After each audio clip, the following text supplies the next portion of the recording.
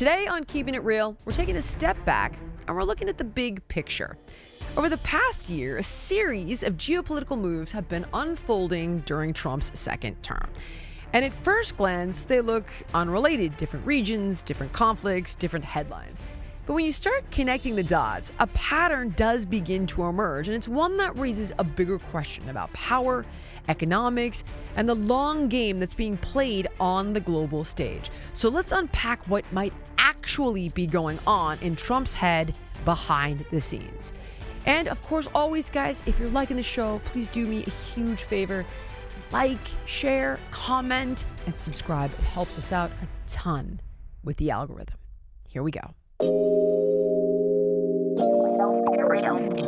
Keeping it real with Jillian Michaels. Is it just me?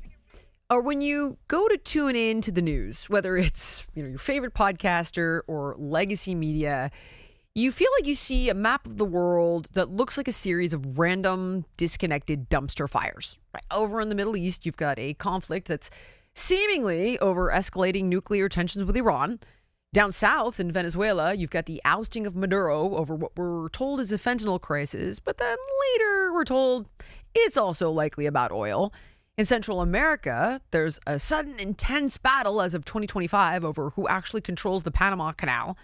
Up north, we have these completely bizarre recurring conversations about the United States trying to buy Greenland. And if you listen to the establishment press, these seem like isolated crises, right? Geopolitical oddities, completely separate stories. Both sides, right and left, default to their partisan stance. Who's right, who's wrong. And they begin debating the surface level issues that we've been handed. If it's really about fentanyl, why are we going into Mexico before Venezuela? What's the real time frame in regard to Iran's ability to attack the U.S.? Or there's Russian submarines in Greenland? I'm not trying to make light of this. I think all of this commentary, though, is missing the big picture. I'm not seeing a ton of dot connecting. And there are a host of reasons. I think first, very often all the little points that get litigated are definitely valid pieces of the puzzle. But they're exactly that. They're pieces of a larger puzzle. And it's pretty easy to fall into these sand traps when some of the biggest news media personalities, who should be the most credible source of information on the topic, are pushing a singular issue agenda. Quite passionately, by the way. This happened because Israel wanted it to happen. This is Israel's war. This is not the United States' war. This war is not being waged on behalf of American national security objectives to make the United States safer or richer. This war is not actually even about weapons mass destruction. Maybe, rethinking our military support for Israel? It breaks my heart because the current leadership in Israel is walking us down that path. Are we at war? Are we not at war? Do we want regime change or do we not? The president told the Iranian people in his very first moment. I know this may sound controversial, and among my friends, some of them is controversial. I don't think it's right to say that President Trump has started a war with Iran. I think President Trump wants to finish a war that Iran started in 1979, 47 years ago. They said we have the inalienable right to enrich. They bragged about having 60% enriched fuel, enough for 11 bombs. Look, everyone has a different take, but I'm just nowhere close to buying this. And while the not one issue, but all the issues together argument does feel more accurate to me, right? The majority of those issues are starting to feel like bonus points. In other words, sure, we want our allies to be safe. Sure, we never want Iran to have any type of weapon that can hold the U.S. hostage. Yeah, we want better oil prices. We want to defang terror proxies. We want less fentanyl in America. But I don't know. I just am not believing that Trump went into Venezuela because Maduro made fun of his YMCA dance. And you know what? Somebody actually said that, by the way. Somebody credible. And I just don't believe that Trump is playing this kind of high-risk poker just for Israel, or even to liberate millions of Iranians from a horrific, torturous, authoritarian regime. Guys, when I take a step back to examine these issues critically, and I look for the connective tissue, not only do these matters seem deeper than what's largely discussed, they also don't appear to be isolated incidents. Iran, Venezuela, Greenland, Panama. These are all highly calculated, coordinated moves with an unquestionable overarching conflict. I see a supply chain Cold War. Think about this for a second, right? Wars have been fought over ideology, and that's a relic of the past. We're no longer doing the whole commie Red Scare thing. And so's the traditional arms race, this cold calculus of counting warheads pointed at one another. That belongs to the 20th century. We can all pretty much nuke each other fully into oblivion at this point. So how does a country gain leverage in the 21st century? It's supply chain dominance. It's warring over logistical choke points, critical minerals, and the energy lifelines that keep the modern world running. And China has built its rapid economic ascent by securing those choke points and global supply chains. Corporations shifted manufacturing to China because the labor was cheap, and Washington went along with it, dressing the arrangement up in the language of free markets and democratic progress. And the democracy angle wasn't entirely baloney. I mean, a lot of people genuinely believed that economic integration would moderate the Chinese Communist Party. But the real driver was margin. Companies got cheaper production, consumers got cheaper goods, and the geopolitical consequences were absolutely treated as an afterthought. What followed was China leveraging open markets, Western capital, and a World Trade Organization membership to become the dominant force in global supply chains. They did not become a liberalized democracy. And we should have had the foresight to appreciate that the cheaper element has an inverse relationship with the safer element.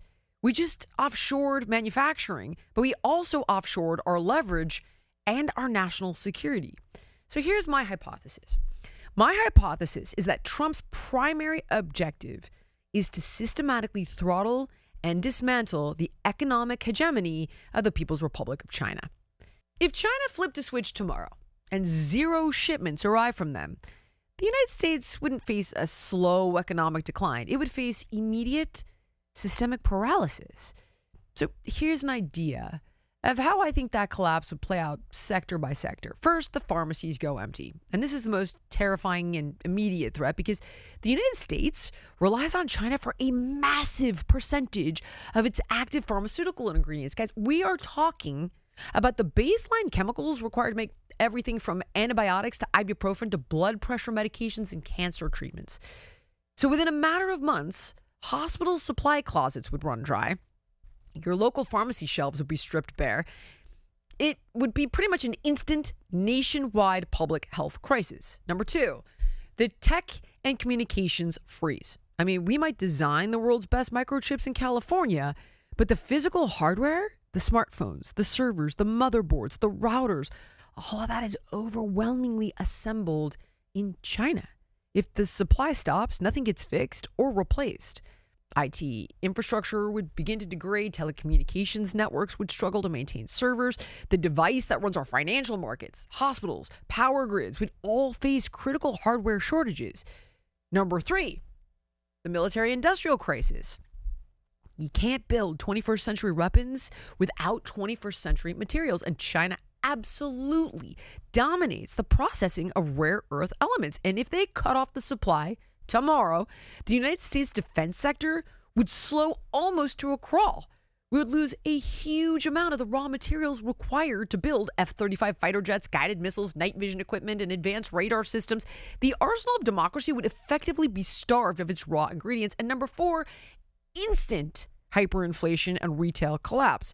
Take a walk through Walmart, Home Depot, an auto parts store. The sheer volume of replacement parts, basic machinery, textiles, everyday consumer goods that come from Chinese factories, it's staggering. And if that supply vanishes, whatever is left on American shelves would skyrocket in price overnight. You would see inflation that makes the last few years look like a joke. The bottom line is that we don't just lose cheap flat screen TVs, okay? We lose our ability to heal our sick, power our grid, arm our military, and that's the terrifying reality of a supply chain Cold War. And Donald Trump has made it clear, if you've been paying attention, that this is a massive concern and something that he's working to remedy relentlessly in an unapologetic move away from globalization. No longer, right? Instead of worshiping open markets, the new doctrine is aggressive decoupling by weaponizing massive tariffs, threatening secondary sanctions, issuing blunt force ultimatums to our allies, all while he's executing a parallel campaign of logistical annexation to sever China's global arteries. I mean, we are watching in real time the annexation of the nodes that run the global economy. Panama's a node, Greenland's a node, Venezuela's a node, Iran's a node. We're taking the board piece by piece. So let's walk through this one issue at a time, and let's start with Iran, okay? If the United States topples the Iranian regime, or even permanently cripples it, it structurally mitigates China's ability to rule the global economy in three specific devastating ways. So first, Beijing has made it super duper clear that they want to replace the United States as the global alpha dog. Well, to do that, they got to dethrone the US dollar. And as long as the world buys oil in dollars, the petrodollar, America can weaponize the SWIFT banking system to freeze anyone out of the global economy. So Iran is Beijing's ultimate beta test to bypass this, because Iran is locked out of the Western system. So they're perfectly willing to sell billions in crude to China in Chinese currency. And if the U.S. collapses the Iranian regime and installs a Western-aligned government, or permanently freezes their export capacity, China's dream of building a parallel sanction-proof financial ecosystem quite literally dies in the crib, and the US dollar maintains its absolute supremacy. But second, look at a map of the Middle East and Central Asia. Historically, if China wants to import its energy or export its goods, it has to put them on a boat. So why does China care so much about overland routes?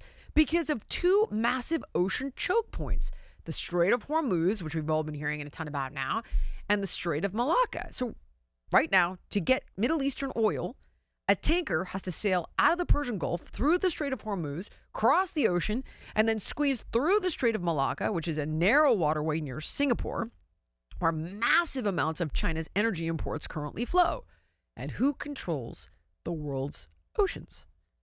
The United States Navy. And Beijing knows that. And they know that in a real conflict, the U.S. Navy could blockade the Strait of Malacca tomorrow and starve the Chinese economy in a matter of weeks. It's literally their ultimate strategic nightmare, I'd imagine. And I'm sure you've probably heard of China's Belt and Road Initiative, which is basically an escape route. Okay, so China's multi-trillion-dollar attempt to build a massive overland network of railways and pipelines, hardwiring a supply chain that completely bypasses the U.S. Navy, that's what they're trying to do. But of course, there's a catch, right? Because for China to secure a direct transport line to the energy-rich Middle East and lock down that southern corridor to the Mediterranean, it has to pass through a geographic fortress, and that is Iran. As the indispensable land bridge to the Persian Gulf, Iran became China's insurance policy. It's a way to guarantee a massive energy supply without passing through U.S.-controlled waters. China's grand strategy depends on an allied, subservient Tehran keeping that southern route open.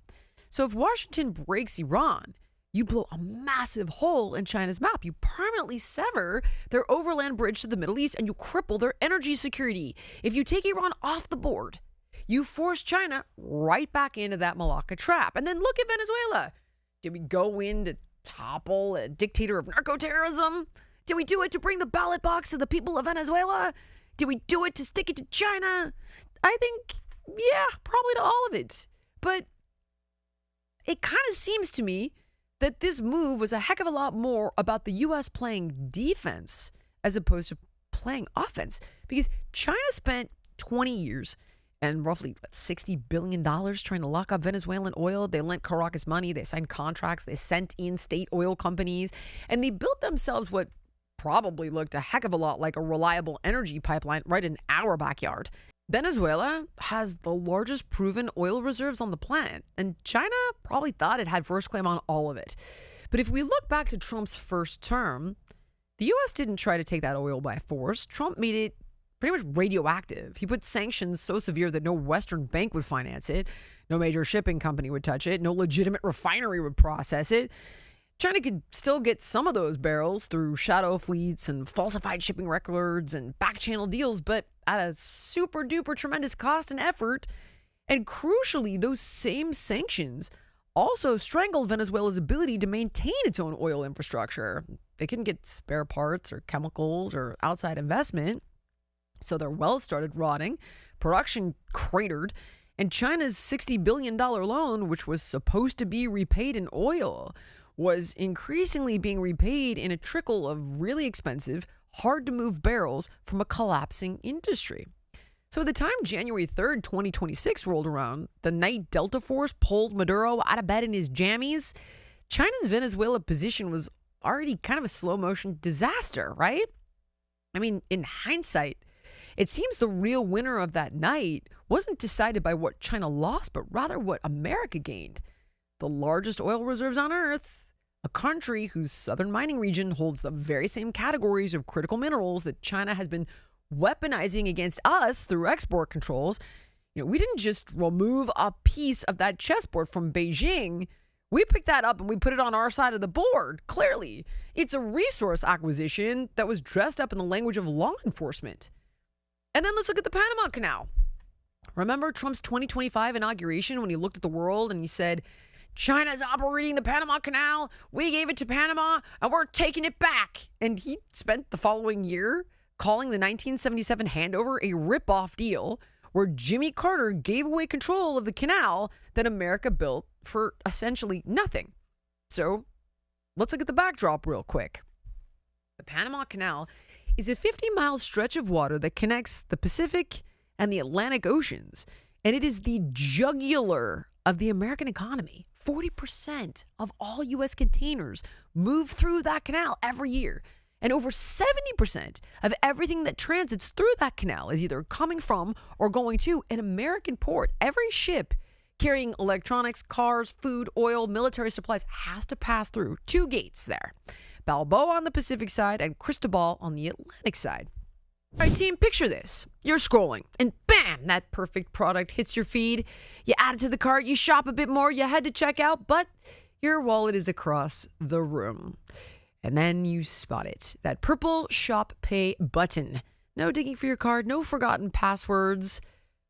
Just one tap, and you're done. It's a game changer in the chaos of online shopping, and that's the power of Shopify for millions of businesses worldwide. In fact, Shopify drives 10% of all U.S. e-commerce, from household names like Gymshark and Alaya Naturals to small businesses just starting out like Ranch Rich Streetwear. So if you've got a dream to build an online store, there's no better platform than Shopify. With hundreds of stunning templates that match your brand, AI tools that write killer product descriptions, headlines, and even enhance your photos in seconds, their tools let you market like a pro, create emails and social campaigns that reach customers wherever they're scrolling, and best of all, you can handle inventory, payments, analytics, and more in one intuitive dashboard. So basically, Shopify is your expert partner with 24/7 award-winning support. So see less carts go abandoned and more sales go, because with Shopify and their Shop Pay button, it's effortless. Sign up for your $1 per month trial today at shopify.com/Jillian. Go to shopify.com/Jillian. That's shopify.com/Jillian. High blood pressure is the number one risk factor for mortality, and 1 in 2 adults has it. So that means there's a 50-50 chance you're a walking time bomb. But here's the good news. You can take control of your blood pressure naturally without relying on Big Pharma. 120 Life is a blend of great-tasting superfruit juices that have been shown to help lower blood pressure. It's backed by hundreds of doctors and trusted by thousands of people who've seen measurable results. And here's the best part. It's completely risk-free. So try 120 Life for 2 weeks, and if you don't see a difference in your numbers, you get your money back. Go to 120life.com. That's 120life.com. Use the code Jillian to save 20% and get free shipping. Because, guys, this is serious. This is your life we're talking about. 120 Life can help. For 25 years, both of those gates were controlled by a Chinese-linked company called CK Hutchinson. Washington called it normal international commerce, and Trump, of course, called it a security threat. But here's why. Hong Kong, despite having its own government on paper, operates under a Chinese Communist Party that's made one thing legally explicit. In a national security situation, Chinese companies, they comply with Beijing. So the operators sitting at both ends of America's most critical shipping lane, they weren't neutral. This was not a neutral business. It was a company that if Beijing made a phone call, they'd have to pick up. And think about what that actually means. C.K. Hutchinson controlled the cranes that load and unload every ship, the scanning systems that check what's inside every container, the computer systems and the data, which means they know exactly what's moving through and where it's going and who it belongs to. So that's not commerce. That's operational intelligence in the hands of a foreign adversary.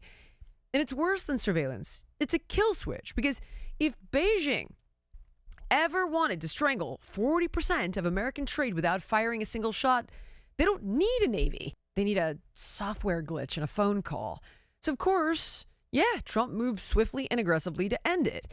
And here's the timeline. So it's January 2025. Trump's inaugurated, and he publicly declares China's running the canal. That same day, Panama's Comptroller General, who has his own issues and reasons to be angry with China, launches a formal audit of C.K. Hutchinson's port operations. And it turns out that C.K. Hutchinson had gone about 20 years without paying Panama meaningful concession fees. So Panama's own citizens knew they were being shortchanged. And it's likely that U.S. pressure gave them the political cover to act on a grievance that they've been sitting on for years. Now, at the same time, throughout 2025, the Trump administration applied pressure on every front simultaneously, which we all watch, right? Marco Rubio travels to Panama City, and he makes it clear that favorable U.S. trade policy depends on removing Chinese-linked operators from the ports. So the head of the Federal Maritime Commission announces publicly that the U.S. can issue massive daily fines and bar Panamanian ships from American ports. Trump, of course, in Trump fashion, refuses to rule out military force, invoking a 1977 treaty that gives the U.S. the right to intervene if the canal's neutrality is threatened. Well, Panama's a small country, guys, okay? So an entire country whose economy runs on trade does not take that as an abstract threat. Meanwhile, C.K. Hutchinson is reading the room. So they try to cut their losses. They try to sell their global port assets to a Western consortium led by BlackRock for $23 billion. They want a clean exit, right? But Beijing immediately intervenes. They block the deal, and they demand that a Chinese state-owned shipping company receive a controlling stake before they're willing to approve anything. Now, okay, this moment should tell you everything you need to know. A private Hong Kong company tried to sell its own assets, and the Chinese government stepped in to stop it. Well, now it's January of 2026, and Panama's Supreme Court rules that C.K. Hutchinson's contracts that they held for about 30 years are unconstitutional, and they annul them. The Panamanian government physically seizes both facilities, taking control of the cranes, the vehicles, the computer systems, and the software. C.K. Hutchinson is told to leave, and when its employees refuse, Panama threatened criminal prosecution. And from that point forward, you had two companies who are Western, one called Maersk, which is a Danish shipping company. They took over Balboa, and another one called MSC, which is a Swiss shipping company. They took over Crystal Ball. Bottom line, now it's firmly out of Beijing's reach. And C.K. Hutchinson calls it unlawful, and they filed for international arbitration. China has warned Panama they're going to pay a heavy price, but the bottom line is it's done.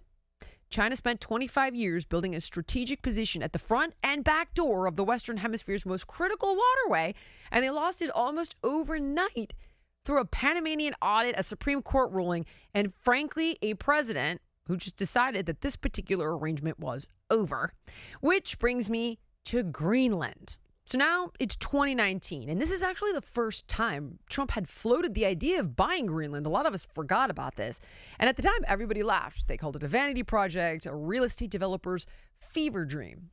Well, no one's laughing anymore, because on January 5th of 2026, Trump sat in the Oval Office and said, "We need Greenland for the safety and the security and the survival of our planet." And of course, he made it clear that he wouldn't rule out military action. Why? Well, Greenland sits on what geologists believe are amongst the largest untapped deposits of rare earth minerals on the planet. I'm going to butcher these names, but the Tanbreez and the Kvanefjeld deposits are sitting in the ground on an island we've been paying to defend for decades. Because, by the way, that's the other part of this. We're paying towards Greenland's security through NATO. Well, Denmark sits back, and they allowed Chinese state-owned mining companies to quietly move in.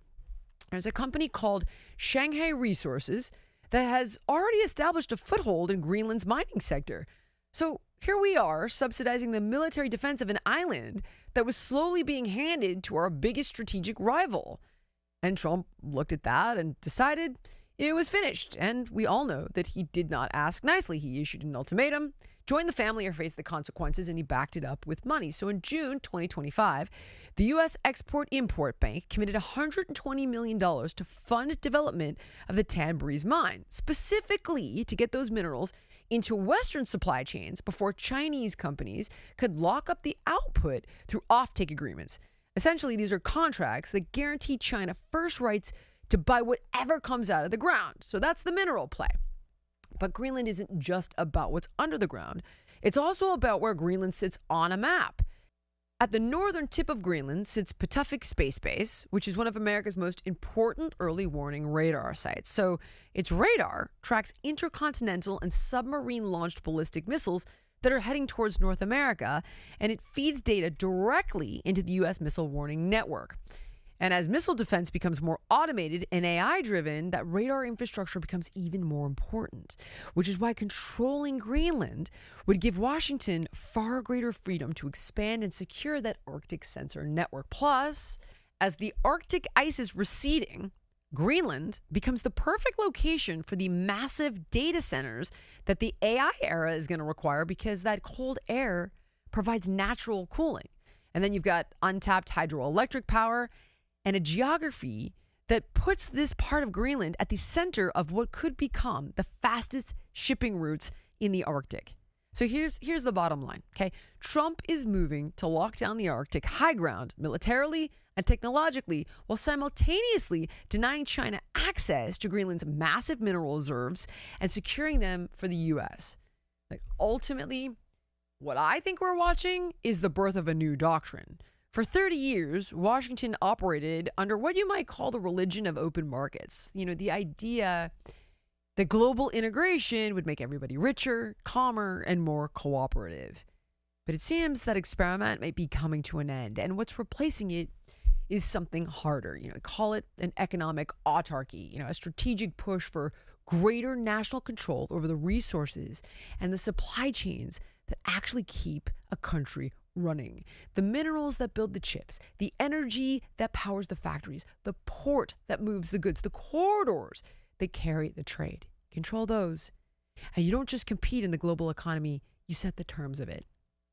And I personally can't help but wonder if Iran, Venezuela, Greenland, and the Panama Canal are simply the opening moves in what may become the defining geopolitical struggle of our time. Thank you so much for watching. If you enjoyed the podcast, please like, comment, subscribe, and share. And make sure to let me know what guests you want to see on in the future.